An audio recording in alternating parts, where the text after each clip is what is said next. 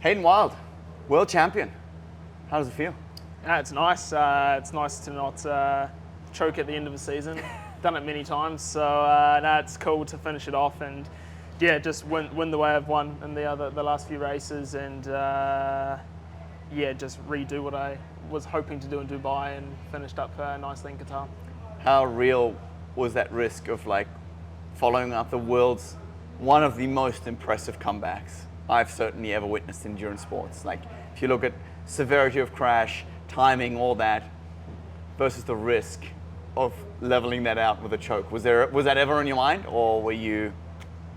Yeah, it was a tough one because once you're in the hospital in Japan, the first thing you want to do is what can I do to get better? I wasn't really thinking of a finish line. I just wanted to, just get better because I didn't know if I had a career after that. They said if I didn't get an operation in a few weeks, it's game over essentially, and that's obviously when this is kind of your job and more or less your life, right? You kind of get stood back on a pedestal a bit, and you have to kind of rethink and reassess. And the Red Bull team when I was in APC were unprecedentedly amazing with the facilities they had, the rehab. Everyone's how do you get back so fast? I've had the same injury, and it's when you have physio twice a day and rehab, gym exercises every single day for 2 months, you're getting more than what anyone would get in the space of 6 months, in the space of 3 days. Yeah. And to have that just on my doorstep was fantastic. And then, everyone said if everything goes completely smoothly and you have zero kind of bumps through the road, which is, it's hard to have that, right?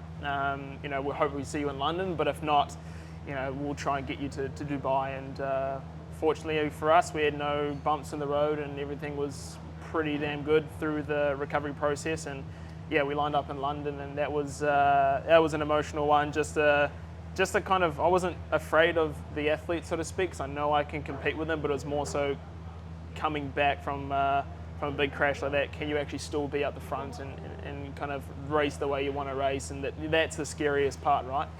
And to do that and then do it again and and then finish up in Dubai, Qatar, was an amazing feeling. And just stoked to be happy racing again and to kind of finish it off. You seem to have an unfaltering belief. I'm sure that's also part of your recipe of success. Where does it come from? I think I just kind of done my own thing by myself for a long time, and I've got such an amazing team in the background, and you don't want to let them down.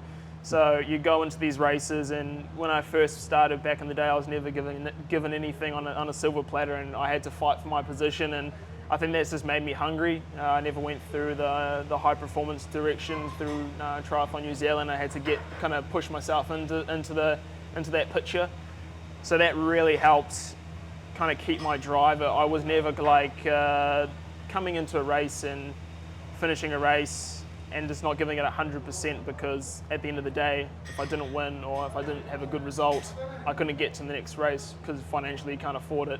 Because our federation's so small, and they try and help so much, but there's so little they can do, being a small federation, and that was kind of the driver. It was to race hard, to race all the time, and to know that if you don't race well here at the start of your career, it's going to be your last one. And I've really kind of tried to keep that aggression and that momentum through my whole career. And even now when everything's a little bit more comfortable, there's still the fine-tuning things, like what can I do better to perform better. I have little things that I can tweak in my performance, and it's always hard to when you're continuously winning to find that next thing to push you in training. And for me, it's just to find those little, just be really nitpicky and making my team be devil's advocate and really kind of to say hey, you're pretty average in this area, let's work on this and bring it forward to the next race. I remember in an interview, correct me if I'm wrong, that you said you also know you don't want to go back to laying bricks. Pretty much. As much as I enjoyed the banter with the boys, and as much as I actually really enjoyed the job, this is what I love. And to do that, to go back there again and have a part-time job and do this, it's just not, it's not possible.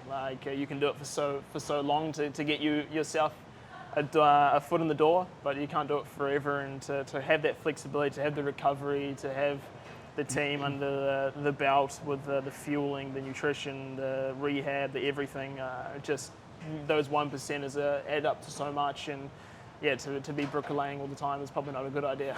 It's probably a few percent off. You said you make your team play devil's advocate. After a season that you've had, you give them a tough job.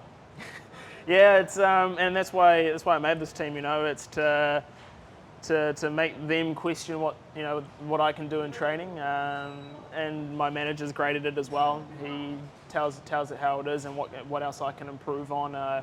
And that's and I'm still, like, as much as I like to be a perfectionist now, I wasn't a perfectionist when I first started.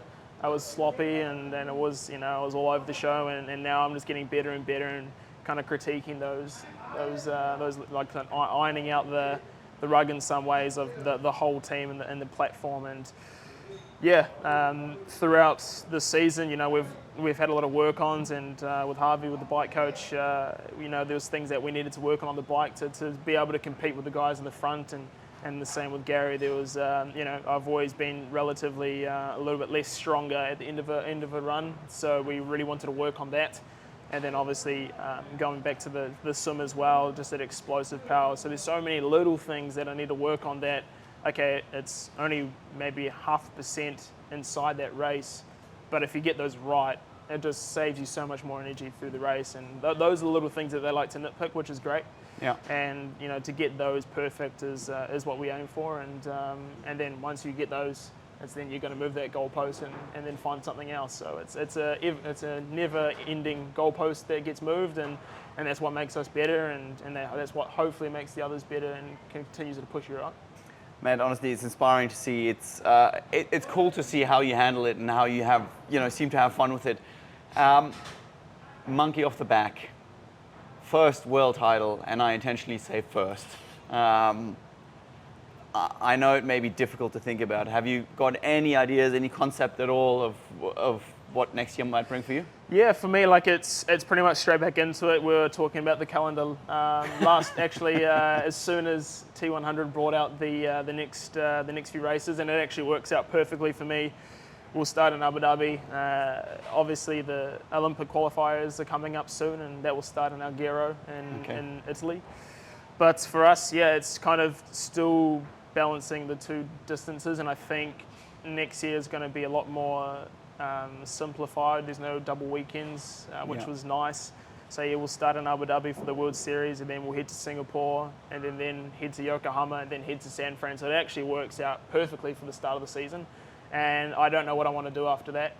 We've got the kind of that first few months, but ideally we'll have the kind of centre of the season as more of a training block and really kind of upskilling getting the swim back to where it is. But for now, go back to New Zealand, have a rest, have a couple of weeks off, and I think for me and my team know that I need to get back to where I was in my swim, and that's going to be the main sole focus for us in the winter. So it's going to be a tough winter in New Zealand, but yeah, I know I need to improve on it, and it's no secret. If I want to get back into the World Series stuff and be competitive, or LA is just not in the question for me because I'm just not good enough at the moment in the water, and I was going to be realistic about it.